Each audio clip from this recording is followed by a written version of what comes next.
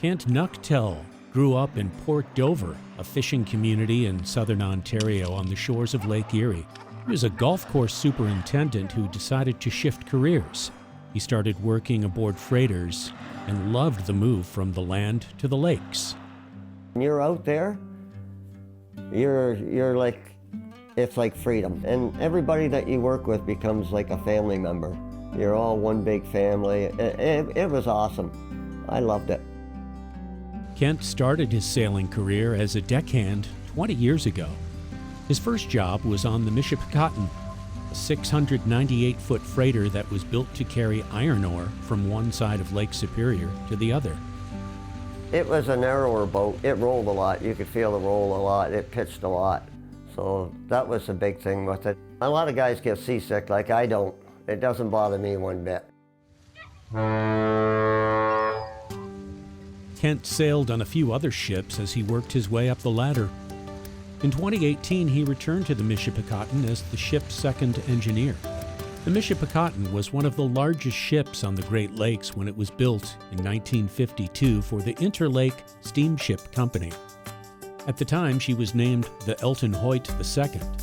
The Canadian company, Lower Lakes Towing, acquired the Hoyt in 2003 and renamed it the Michipicoten, after a river in northern Ontario. Her usual route took her along the cliffs of the Big Lake, navigating the ever-changing waters of Lake Superior. It's a tough lake to work on. Like, it could be calm, like not calm, but 1-footers. And then you turn around and you got 10-footers. It turns on you in a heartbeat. June 8, 2024 was an unusually quiet day on Lake Superior. Winds were 9 to 10 knots out of the west, only 1-foot waves, and the visibility was good. It was the calmest day I've seen on that lake. I've never seen Lake Superior that flat. In the early morning hours, the Michipicoten, loaded with iron ore, was bound from Two Harbors, Minnesota, on her way to the Algoma Steel Mill in Sault Ste. Marie, Ontario. She was about 38 miles southwest of Isle Royale when the crew discovered a problem. Freighters like the Michipicoten carry ballast water in their holds to keep the boat stable when they're empty. But the Michipicoten wasn't empty. Kent was on watch when he got a call from the ship's mate. There was water in the ballast of the ship. I said, well, we got 20,000-ton iron ore on board. There should be no water in this boat. So I brought the ballast screen up on the computer, and there's 4 feet of water in there. I said, that's weird. I said, well, whatever, I'll go down and get the ballast. I'll pump this water out. I looked over at the list meter, and I saw we had about a 5-degree list at that time. That means the boat's leaning to one side. So just in that short a time, I didn't even get out of the control room door. The phone rings again, and it's the captain. He says, we're taking on water. I look at the screen, it's now at 7 feet. Within about a half a minute, it had gone up that much. When the ship lists with a full cargo, the cargo rolls to one side, making even a small 5-degree list a potential threat. I hung up, I ran down, I got all the ballast valves opened up, I got the pump going. And I was gone maybe 4 or 5 minutes at the most out of the control room. And when time I got back up to the control room, I looked at the screen, it was at 11'9". And I said, this isn't good. Water was coming in faster than the Michipicoten could pump it out. Kent called the bridge and spoke to the captain. I told him, I said, we're not going to keep up to this water. We're going to have to call the Mayday. And then I looked again, and we were now at 14 and a half feet in that short a time. At 6:46 a.m., the U.S. Coast Guard received a distress call from the Michipicoten. Aboard the ship, the captain instructed the crew to get their survival suits on. That's when Kent encountered a crew member from his hometown who was struggling, and not just with his gear. I kind of feel connected to this guy. And I went over and I grabbed him and I said, come on, man, I got to get your suit on you. So I got a suit on him, and his tears are running down his face. He's panicking. And I said, you get your together or you die today. You got a choice. This type of emergency is uncommon on the Great Lakes, But the loss of the Edmund Fitzgerald proves that tragedies can happen. But the Fitz sank during a powerful November storm. Would the Michipicoten go down almost half a century later on a calm day in June? Aboard the freighter, nobody knew for certain. The chief engineer on the Michipicoten had only been on board for 3 days, so the task of keeping the ship upright rested with Kent, the second engineer. His job, keeping the engines running so the pumps would keep working. The ship was listing at 15 degrees when Kent headed back to the engine room to start another auxiliary pump. He stopped briefly to reach out to his wife Janet and his son Nick. I had no cell service at all. I sent her a text. I said, if anything happens, remember I love you and Nick. Then I wrote a note in the control room. I wrote a note.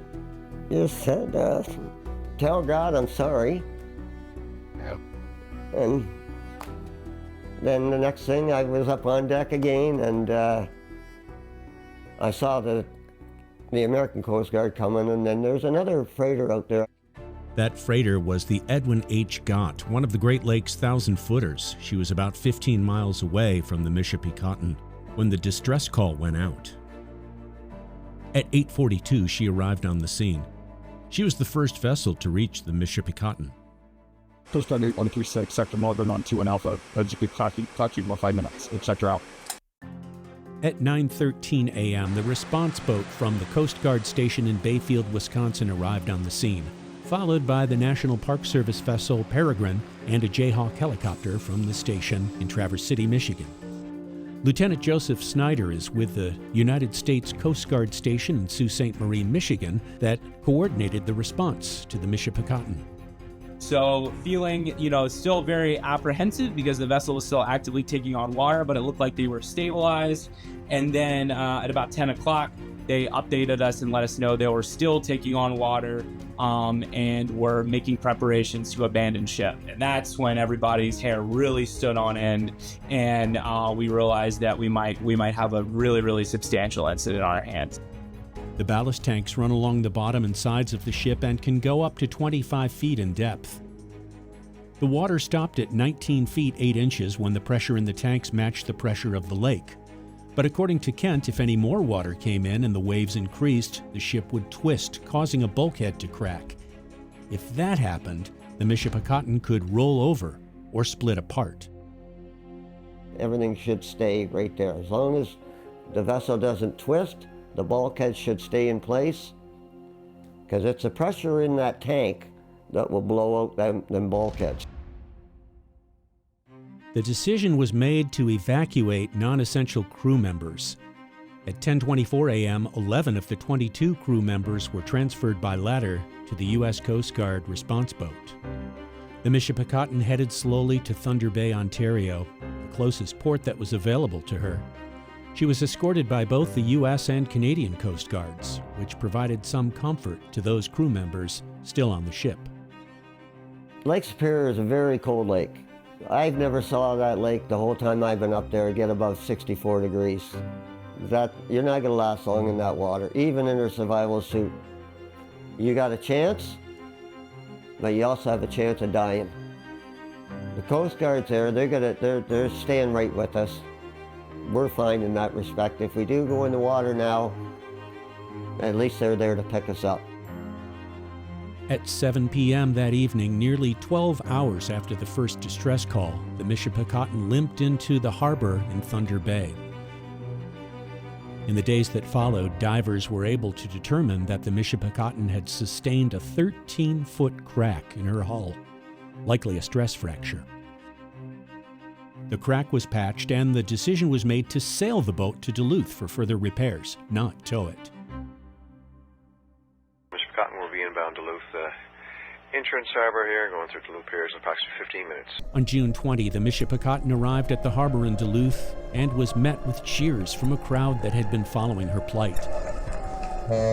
But Kent Knechtel never heard the cheers. He wasn't on board the Michipicoten. They asked the crew to take it back to Duluth. And I said, not me. Not after what I went through. I'm not doing it. A lot of guys did. Some of the guys left. But there was no way I was doing it. Like, there was no reason for anybody to take that they could have towed it. And I said, I'm not doing that. They couldn't have paid me $1 million to take it. You want a coffee? Sure, sounds good. Kent says the experience he had aboard the Michipicoten has stayed with him. After we got to Thunder Bay, I was stable, I was fine. And then I started having nightmares of the boat rolling over and I'm hanging off the side of it. And then I called my son the one night, and I was talking to him before I went to bed. And that night I had a dream that he was on the deck, and I had to reach down and grab him before he went in the water. And that's when I said, that's it. Kent chose to retire early, and he's vowed never to sail the Great Lakes again. He says he often thinks about that June morning when Lake Superior was so calm. What if it hadn't been? Well, we wouldn't be sitting here. Plain and simple. It ended up with it had a 13-foot crack under it, and it would have progressed right across that. It would have split that boat. According to Transport Canada, the regulatory agency of the Canadian government, the Michipicoten has not been cleared to resume operations. Her future is uncertain. We haven't been able to confirm with her owner, the Canadian shipping company, Lower Lakes Towing, if she will ever sail again. For now, she's in a Wisconsin shipyard. And Kent? Well, he's still working on engines, smaller ones now, and back on land. It's changed my attitude towards life. I'll tell you that. It gives you more respect for everybody around you. Yeah, it changes you. But in the respects of living my life, I just know I got a lot more time to play golf. Want to learn more about Great Lakes Freighters? Check out our playlist of freighter stories. And if you want to support our work and see more videos like this, make a donation at greatlakesnow.org. See you out on the lakes.